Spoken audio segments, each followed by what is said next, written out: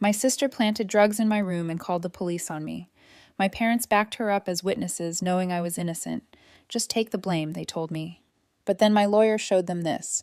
My mom went completely pale. My dad couldn't speak. It didn't feel like the day my life fell apart. There was no music, no pit in my stomach, no sudden chill down the back of my neck, like people always describe when something awful's about to happen. It was just a regular Tuesday. The kind that starts out boring and stays boring until all of a sudden it doesn't. If I'd known what was coming, that by dinner I'd be in handcuffs with my parents, politely nodding while I got arrested in my own hallway. I probably wouldn't have worn socks with holes in them, but I didn't know, not until the knock. There were two of them. One tall, one built like a gym teacher who forgot how to smile, both in uniform, calm, practiced. Emma Reynolds. My mouth went dry. Not because I'd done anything wrong, but because no one expects cops to show up on your doorstep like you ordered them off a menu. Yeah, I said, half answering, half asking. We received a tip about illegal substances at this address, the tall one said like he was reading off a menu. We'd like to come in. Behind them, the street looked exactly the same. Same mailbox, same tree, same neighbor's dog peeking through the fence. But everything felt tilted just a little. Okay, I said, stepping back. I didn't even think to say no because I wasn't guilty. Because at that moment, I thought this was about my sister. I followed them down the hallway, still confused, still trying to make sense of what they'd said. Illegal substances. Had Jessie finally pushed things too far? Then I saw my mom. She was in the living room, calm, polished, tea in hand, like she was expecting guests, not cops. Oh, officers, she said, setting the cup down with a clink. Emma's room is the third door on the left. I blinked. What? Why my room? No one answered. My dad was standing nearby. He didn't look surprised. He didn't look at me at all. The officers didn't wander. They went straight to my room like they already knew the way. Jessie stood at the top of the stairs, leaning on the banister. Her hair was tied up, hoodie, leggings, phone in hand. She didn't say a word, didn't blink. Benny, my old dog, lifted his head when they walked in. Didn't bark, just wagged his tail once, slow, like he wasn't sure what kind of moment this was. The taller officer scanned the room. The other went to my dresser, and then, without so much as a pause, he pulled open the bottom drawer. There it was, a sealed Ziploc bag full of pills. I laughed, like an actual short, stunned laugh. Because what else do you do when reality jumps the rails? Okay, that's not mine, I said. Neither officer reacted. They'd heard it before. I turned around fast. My parents were standing in the hallway. Mom's hands were clasped like she was praying. Dad still hadn't looked me in the eye. Tell them, I said louder now. You know that's not mine. One of the officers turned to them. You said earlier you've seen her with this bag. My mom nodded. Soft. Too soft. Yes. We didn't know what it was, but she's been distant. Distant. We thought it was stress, my dad added. School, you know, but she's been spending a lot of time alone, acting erratic. It was like watching someone else's life fall apart, except it was mine. My room, my drawer, my name. You can't be serious, I said. Jessie, she's the one who... Emma. My mom cut in, voice low. Don't make this worse than it already is. They cuffed me in the hallway. Benny stood up, unsure, and whined. One of the officers told him to stay back. Jessie hadn't moved. She just watched. Her eyes followed me all the way out the front door. No smile, no remorse, just blank, like I was already gone. I didn't cry. Not then. The cuffs were too tight. The air felt wrong. My skin felt wrong. Like I'd left it behind in the hallway, right next to the life I thought I had. The back seat of the police car was cramped. The window was smudged. As we pulled away, I watched the house shrink in the rearview mirror. It didn't look like a crime scene. It looked like home, and that made it worse. Jessie planted the drugs. My parents backed her up, and I let them walk me out like I was the family embarrassment they'd finally gotten rid of. Which, come to think of it, maybe I was. There was always a golden child in our house, and it wasn't me. Jessie was born 3 years before me, and somehow, magically, maybe genetically, she was everything they wanted. Bright, confident, photogenic, one of those kids who never had a messy room or a bad angle. When she cried in public, people gave her candy. When I cried, I got told to stop making a scene. I don't think my parents ever meant to make me feel invisible, but they did, repeatedly, consistently, in ways so subtle it took me years to realize I wasn't imagining it. When Jessie brought home a lopsided clay bowl from art class, they cleared a shelf in the living room to display it. When I spent 3 days painting something for the school fair, it ended up in a drawer next to expired coupons. When Jessie had a piano recital, they rented chairs and made iced tea for the neighbors. When I was cast in a play, they forgot to come. Said they thought it was just a rehearsal. They weren't cruel, just selective with their attention. Like I only existed in the quiet moments between their pride and her performance. A background character with decent timing and quiet shoes. I used to think if I behaved perfectly, got the grades, made my bed, stayed out of trouble, they'd finally see me. But all it really did was make me easier to ignore.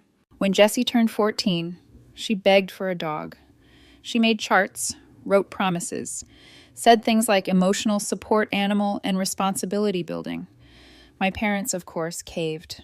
Enter Benny, a wiry, wide-eyed mutt who looked like someone had tried to build a terrier from a bad memory. Jessie loved him for exactly 3 weeks. Then she got bored, said he smelled, said he was too loud, said he scratched the floor. My parents nodded solemnly and started calling shelters. They actually said, "I remember this. Well, if no one takes him, we'll have to put him down." Like he was an appliance past warranty. I was 11. I said I'd feed him, walk him, train him. They didn't believe me. But they didn't want to deal with him either, so they said fine. Fine, my mom said, but he's your responsibility. He wasn't a responsibility, though. He was the first thing in that house that ever chose me over Jessie. He slept curled against my legs. He barked when people yelled. He'd follow me room to room, tail thumping like I was his whole world. And yeah, maybe I became a little too attached. Maybe I talked to him more than I talked to people. But Benny listened, and sometimes that was enough. My grandfather was the only adult who saw me. He lived about 10 blocks away in a yellow house that smelled like toast and old wood. Whenever things got tense at home, which was often, I'd grab Benny's leash and say I was going for a walk. Then we'd slip off to Grandpa's and pretend we belonged somewhere. He wasn't like my parents. He didn't interrupt. He didn't offer solutions. He just made grilled cheese and nodded while I told him about school or books, or how Jessie had screamed at me for using her shampoo. Sometimes I'd sit on his porch until the streetlights came on. Sometimes I didn't want to leave at all. He's in his 90s now, still sharp, still calls every Sunday at 10 a.m., still acts like I'm the one worth checking on. When Jessie left for college, the house got quieter. Not peaceful, just hollow. My parents started texting her every hour like she was a missing limb. She came back a year later. No warning, no explanation, just college was toxic. That was her entire summary. She locked her door a lot, took long showers, had friends come over at weird hours, guys I didn't know. One of them wore sunglasses indoors. Another called me "little sis" with a wink that made me want to burn the house down.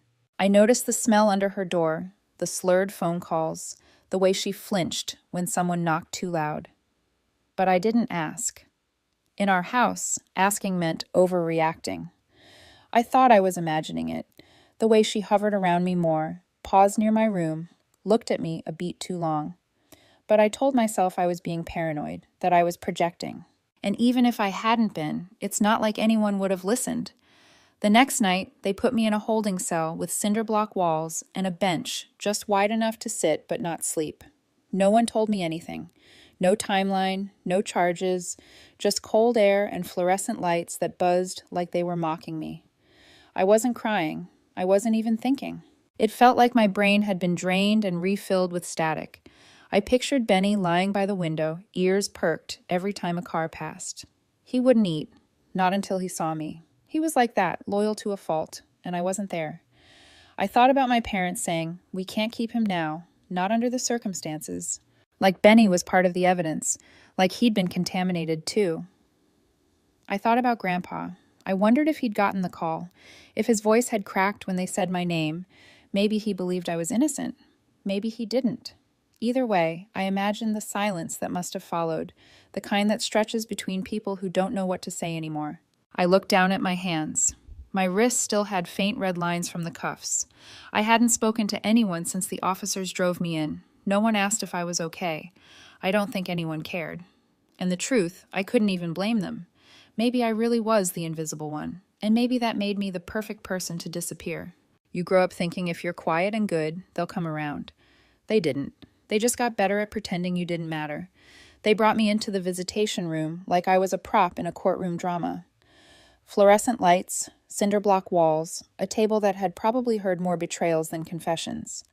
A guard stood near the back wall, pretending not to listen. My parents were already seated when I walked in. They looked like people waiting for a brunch reservation, calm, civil, maybe slightly annoyed that things were running behind schedule. My mom gave me a soft smile. My dad did that slow, measured nod he always used when he didn't want to talk, but felt obligated to acknowledge someone's existence. I sat. No one spoke at first. Then my mom broke the silence. "Are they treating you okay?" Her tone was polite, almost warm, like she was asking if the Airbnb had clean towels. "They gave me a sandwich," I said. She smiled again, like that answered something. My dad shifted in his seat. "We sent over some toiletries. They'll probably get them to you soon." I didn't respond. I was too busy watching the way they wouldn't meet my eyes. It wasn't guilt. It wasn't fear. It was management. Like they were trying to contain a situation they thought might still be salvaged. I finally said it. Quiet. Flat. "You know it wasn't me." Neither of them reacted. My mom took a breath like she was preparing for something scripted. "Emma, we need to focus on what happens next. We can't change what's already happened." "That's one way to avoid saying it out loud," I muttered. Dad leaned forward. "No one's saying it was intentional." I turned my head toward him. "You mean the drugs Jesse put in my drawer? That kind of unintentional?" My mom winced just slightly. "Emma, this isn't the time for stories." "Stories? Like I'd come in here pitching fiction. You're really going to let this happen?" I said, "You're just going to sit there and let them do this to me." "You're young," my dad said. "This won't follow you forever." My mom nodded. "It's better to keep things contained. If we escalate this, Emma, it could get worse for all of us." There it was.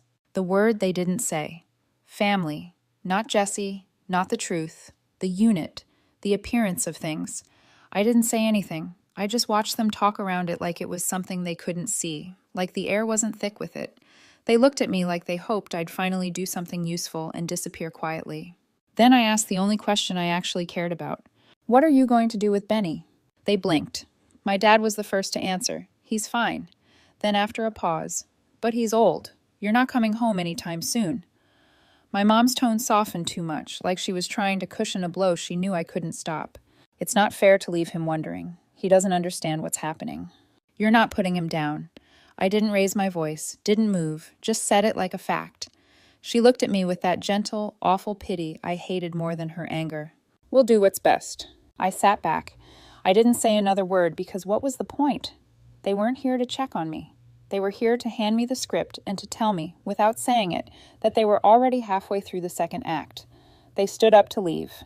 My mom lingered for a moment and said it like a closing line.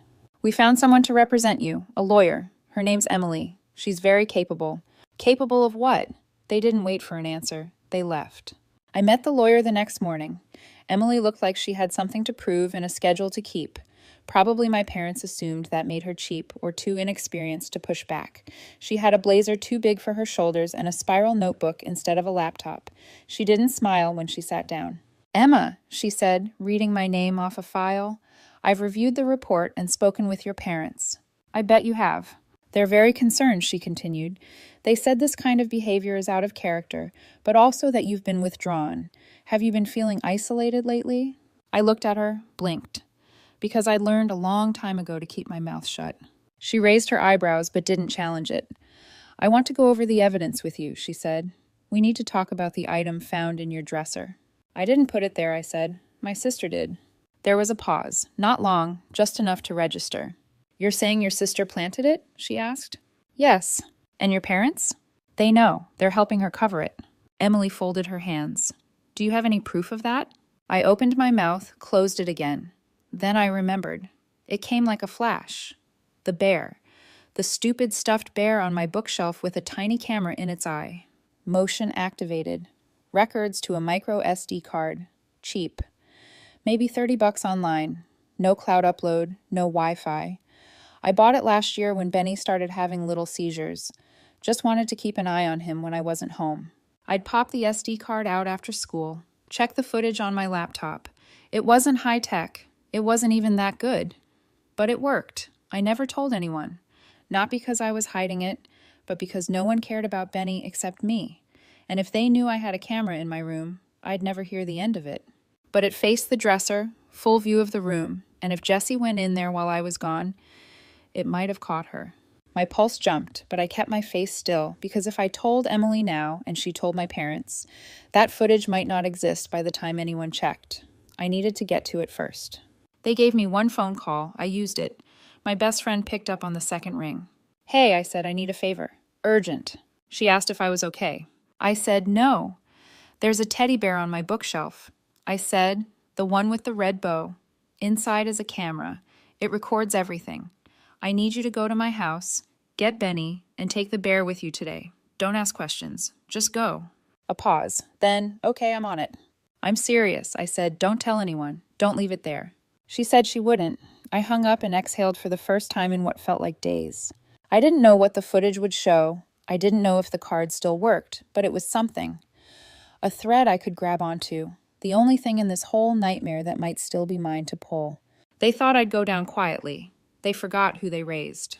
I didn't know if the camera had been on, or if the card had filled up, or if Jessie had somehow found it first and erased everything, or if the bear had just sat there blinking at nothing like it always did. Passive. Useless. One more thing that couldn't protect me. I didn't know. So I waited, for hours, for a day. I stared at the walls of the holding cell and thought about all the versions of my life that might be playing out without me.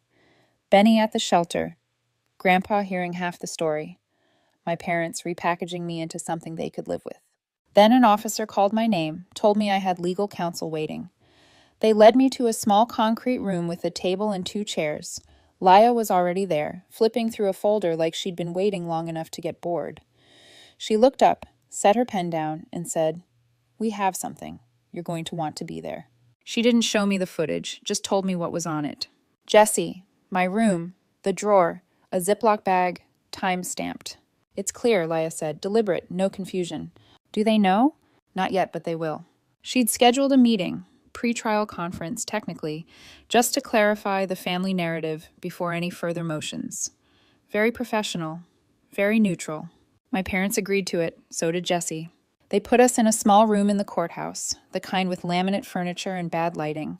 Everything beige, everything buzzing faintly, like the walls were sick of listening to people lie. Laya and I were already seated when they walked in. My mom was first, pressed blouse, tight jaw, like she'd spent the ride rehearsing ways to sound concerned. My dad followed, face unreadable. Then Jessie, arms crossed, hoodie sleeves pulled down over her hands like she thought shrinking would keep her from being seen. They sat across from us. Laya opened her folder. Calm, clinical, no small talk. "Before we begin," she said, "I'd like to share a short piece of video evidence." She turned the laptop toward them, clicked play. Jessie on video walked into my room like she belonged there. No hesitation, just nerves. She glanced around, paused at the doorway, and then crossed to the dresser. She pulled a Ziploc bag from her sleeve, opened the bottom drawer, slid it inside. She didn't touch anything else, didn't even look guilty. Then she left. Timestamp. 1 day before the arrest. My mom's face went white, not like she'd seen a ghost, more like she'd just become one. Her mouth parted, then closed again. Her eyes flicked toward Jessie, then away. My dad leaned forward slightly, elbows on his knees. He stared at the laptop like it might glitch and give him a different version. Jessie just sat there, stiff, watching herself betray me in real time. She didn't say anything until the footage ended. Then, like someone had unzipped her brain, she blurted, "It was supposed to be nothing. She wasn't even supposed to get arrested." Laya turned the screen back toward herself. "So," she said, "would you like to revise your statements now?" The silence was brittle. My mom broke first. "We were trying to protect the family," she said, voice strained. "You don't understand." "No," I said. "I do. I've always understood. That's the problem." Jessie turned toward me. "You don't get it," she snapped. "You made everything harder. You acted like a victim, even before anything happened. I didn't mean for it to go this far." "So framing me was what?" I said. "Plan B?" Her eyes flashed. "You wouldn't understand. You always think you're better than us." "I don't," I said. "I just think I deserve better than this." My dad finally spoke. "This isn't helping," he muttered. He didn't say who it wasn't helping, didn't say sorry, didn't say much of anything. Laya calmly packed the laptop back into her bag. "I'll be submitting the footage to the prosecutor this afternoon," she said. "We'll be moving to have all charges against Emma dismissed, and we'll also be providing a full report on the false statements previously submitted by the family." My mom's breath caught like she'd been punched in the gut but didn't want to admit it. Jessie looked like she was going to say something, then didn't. I just sat there, still, steady. For once, they had to sit in silence while I got to watch them fall apart. No one said goodbye. They just stood and left. Jessie first, then my dad. My mom hesitated at the door, then looked back at me like she was about to say something meaningful, but she didn't. She just walked out. "They looked at me like I was the one who'd betrayed them," I said to Laya as we packed up. She glanced at me. "They know exactly what they did. That's what makes it worse." We didn't say anything else. "They thought I'd take the fall for the family. Turns out I was the only one who knew where the floor dropped out." Benny's tail thumped against the floor as he settled under my chair, his head resting lightly against my foot. He was older now, slower than he'd been even a month ago, but he was safe, clean, fed, still mine. I was at Grandpa's house, the yellow one with the uneven front steps and the fridge that hummed too loud.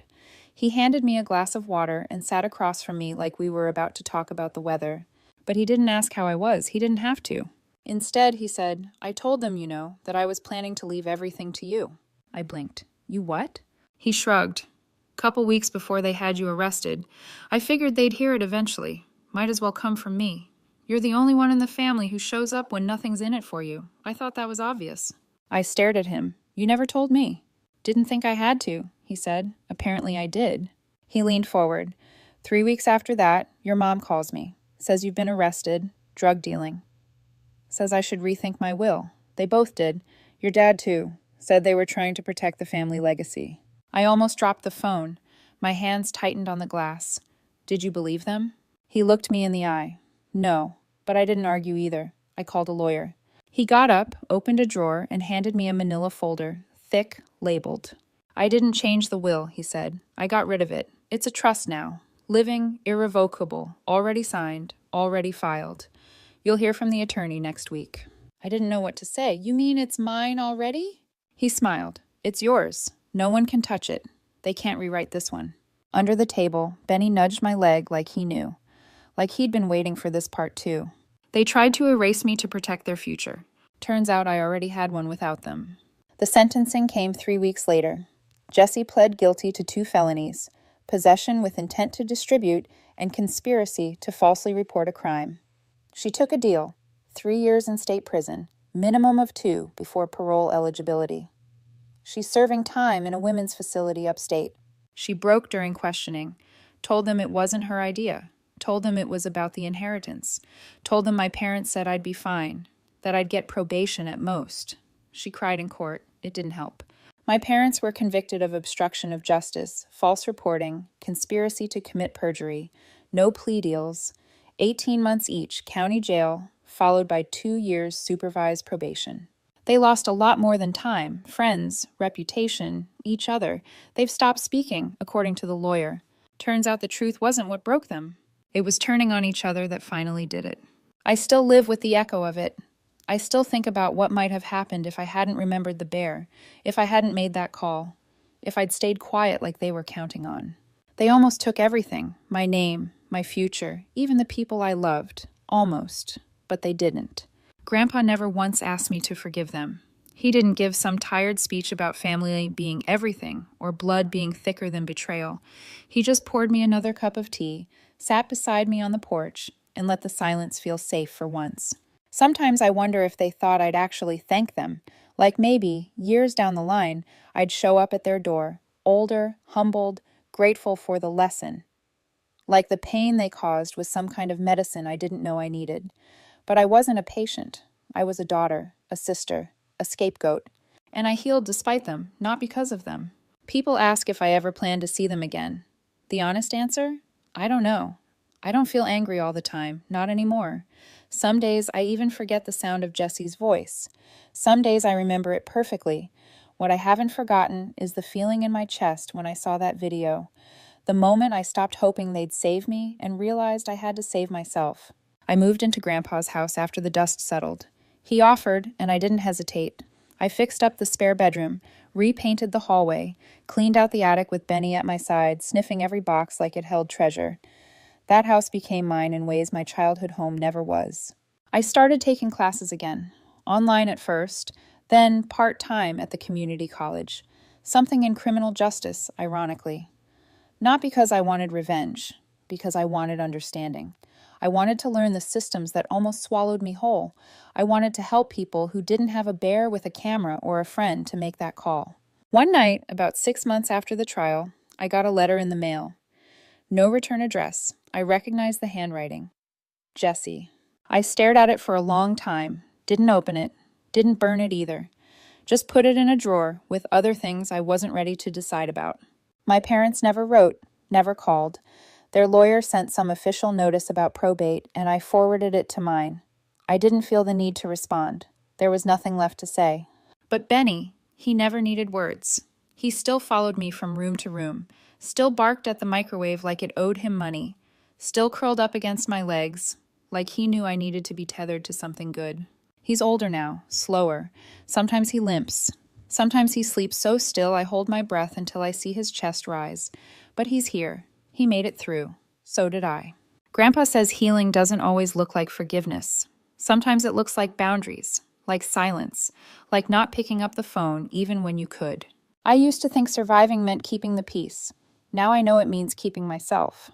So if you're watching this, if your own family has ever made you question your worth, if you've ever been the one they left behind, blamed, forgotten, just know you're not alone. And you don't have to disappear to be free. I'm Emma. I'm still here. And this time I'm not going anywhere.